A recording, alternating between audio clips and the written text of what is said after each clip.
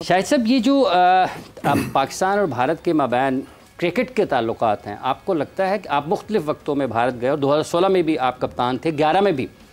جب world cup کھیلا گیا اس وقت بھی، تو ہر مشکل وقت میں پاکستان تو دورہ کرتا رہا بھارت کا، باوجود اس کے کہ بہت زیادہ اختلافات بھی رہے، شدت بھی رہی، سیاسی کشیدگی بھی رہی، تھریٹس بھی رہی ہیں۔ ہاں، کھلاڑیوں کے ذہنوں میں بھی اس قسم کی چیزیں رہتی ہیں، اور ہر مرتبہ پاکستان جب جاتا ہے تو آپ بحیثیت کھلاڑی اس کو کس طریقے سے دیکھتے ہیں؟ اچھا، میں نے نا اپنی کیریئر کے اندر جو ہے نا 2 ٹورز بہت انجوائے کیے ہیں، آسٹریلیا اور انڈیا۔ آسٹریلیا اور انڈیا؟ ہاں، میں نے بہت انجوائے کیا ہے وہاں پہ، مجھے کرکٹ کا مزہ ہے، پریشر بھی ہوتا ہے وہاں پہ، ایون کہ آپ چھکا چوکا مارتے ہیں تو آواز نہیں آتی تالیوں کی، تو وہ پریشر بھی ہم نے ہینڈل کیا ہے۔ ہم گئے تو ہم پہ بنگلور کے اندر جب ہم جا رہے تھے ہوٹل کی طرف تو پتھر بھی پھینکے گئے، وہ میچ ہم جیتے تھے، بہت بڑا ٹیسٹ میچ۔ تو دیکھیں، جب آپ کو ایک سگنل مل جاتا ہے، گرین سگنل مل جاتا ہے، اٹس بٹوین 2 بورڈس، تو اب اگر ان کی گورنمنٹ کی طرف سے ہے کہ پاکستان آ سکتی ہے، کوئی ایشو نہیں، تو ہم گئے، ہمیں تھریٹس ملتی رہی ہیں لیکن ہم پھر بھی گئے، ٹھیک ہے نا،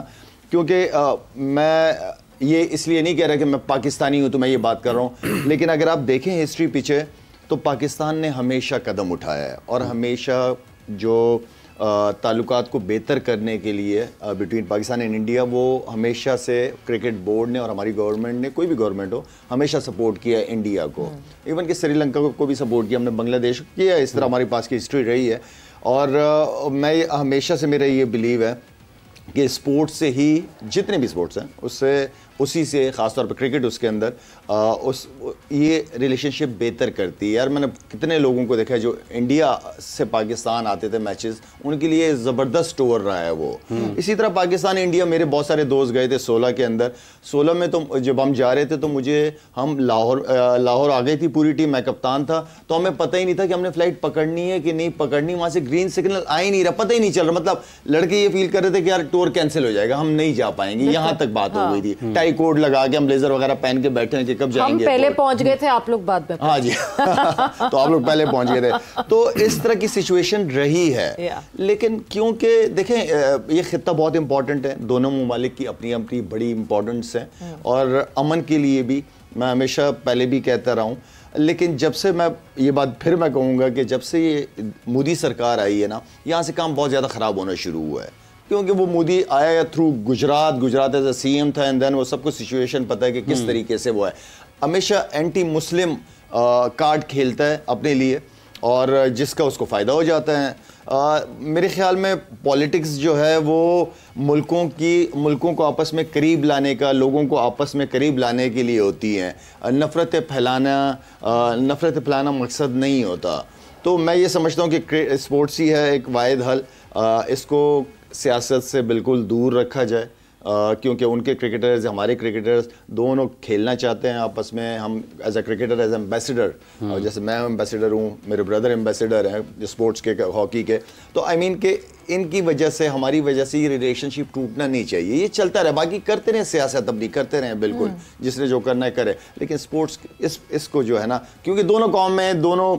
عوام جو ہے وہ کرکٹ ہاکی کھیلتے ہوئے دیکھنا چاہتے ہیں آپس میں۔ بالکل، اسپورٹس کی ہارمنی، آرٹس کی ہارمنی ہم دیکھتے ہیں کہ میوزک ایکسچینج ہوتی رہی، ڈراماز اینڈ ٹیلنٹ ایکسچینج ہوتا رہا، اسپورٹس ایکسچینج ہوتے رہے۔ اچھا، کرکٹ پہ تو سب سے پہلے نزلہ گرتا ہے جب بھی کوئی حالات خراب ہوتے ہیں، سب سے پہلے، اور بہت عرصے سے کرکٹنگ ٹائز جو ہیں وہ ابھی خراب ہوئے ہیں وہ ties, but hockey in and out,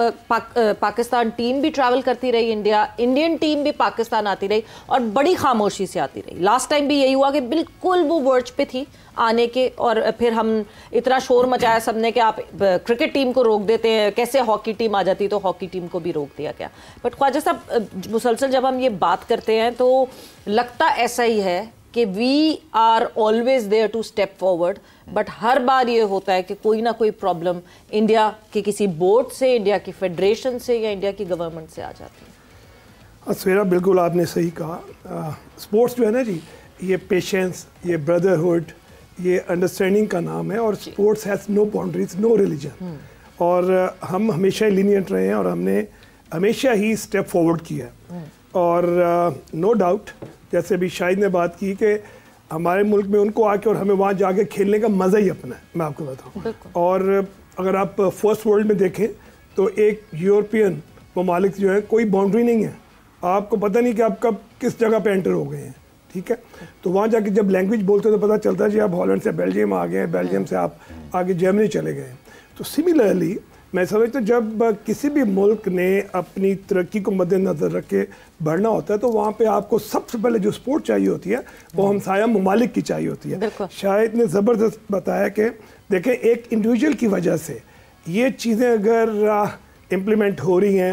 تو اس سے نقصان ہمیں نہیں ہے, ان کو زیادہ نقصان ہے اس چیز کا کہ وہ اپنے آپ کو سنگل کر رہے ہیں ان دا ورلڈ. کیونکہ ماضی میں بھی ہم لوگ جب بھارت میں جا کے کھیلتے رہے ہیں تو وہاں پہ بڑی پذیرائی ملتی رہی ہے. میں 3 دفعہ بھارت گیا ہوں, تینوں دفعہ ہی ہم گولڈ میڈل جیتے ہیں. اندرا گاندھی کپ تھا, ایشیا کپ تھا, CGC, ہم تینوں ایونٹ جیت کے آئے ہیں. اور وہاں پہ بہت تعداد میں جو مسلمان تھے انہوں نے میچز دیکھے اور اپریشیٹ کیا. میں سمجھتا ہوں کہ یہ ان لوگوں کا حق ہے کہ وہ یہ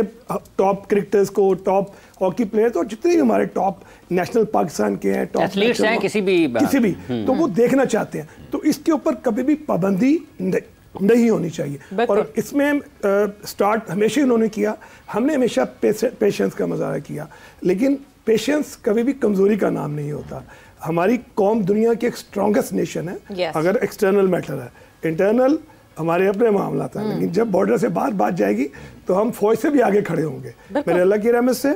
ہم یہ ایک میسیج دینا چاہتے ہیں, میں میسیج آپ کے پلیٹ فارم سے دیتا ہوں کہ لیٹس اسٹارٹ ہاکی سیریز. آئے ہم آپ کے ساتھ آپ کے ملک میں آ کے کھیلتے ہیں, میں ٹیم لے کے چلتا ہوں آپ کے پاس, اور جو ہماری گریوینسز ہیں ان کو ٹیبل ٹاک کے ذریعے دور کیا جائے انسٹیڈ آف دیٹ کہ چیزوں کو پبلسائز کیا جائے. ابھی جیسے پولیٹیکل گورنمنٹ کا کیا کام ہوتا ہے کہ آپ کے کوئی ایشوز ہیں تو آپ ان کو بائیلیٹرل بیسس کے اوپر ٹیبل پہ بیٹھ کے حل کریں, اس کو آپ پبلسائز مت کریں. کہ پبلسائز کرنے کا مطلب یہ ہے کہ ہم کمزور تھوڑے,